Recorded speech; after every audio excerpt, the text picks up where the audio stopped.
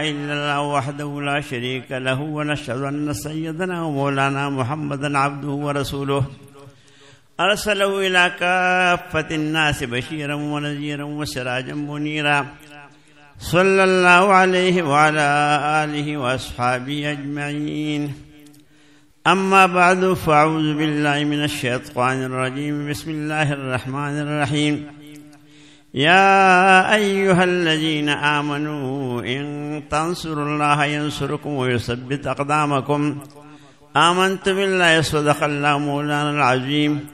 إن الله وملائكته يصلون على النبي يا أيها الذين آمنوا صلوا عليه وسلموا تسليما.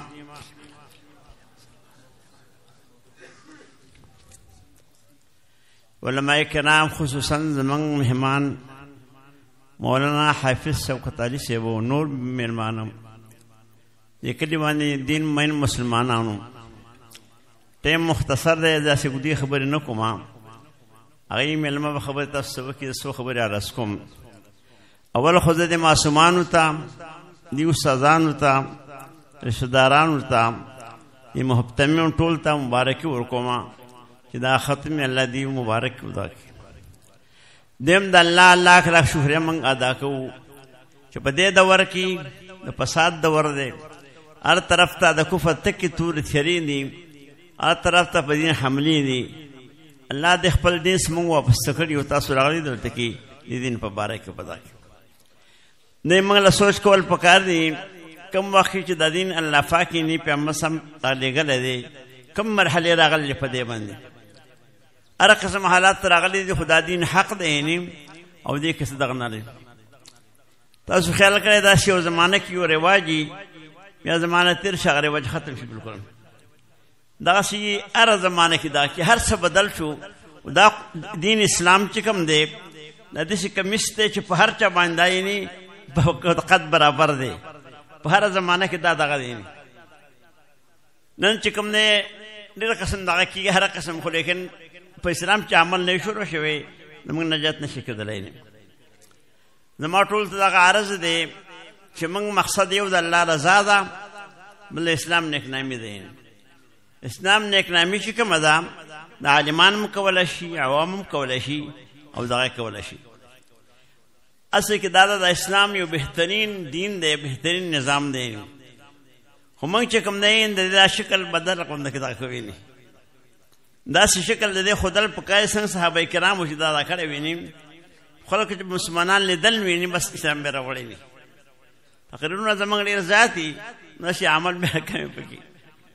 شهاب الدین سروردی رحمه الله لیکلی دی د قول مثال له تخم دی د انسانانو مثال لزمکې دی چې تخم روغي او زمکه وتري پکې و دانم ځای کې او چې کله یې هغه تخم چنجو والی او فرشین پیس نه کېږي.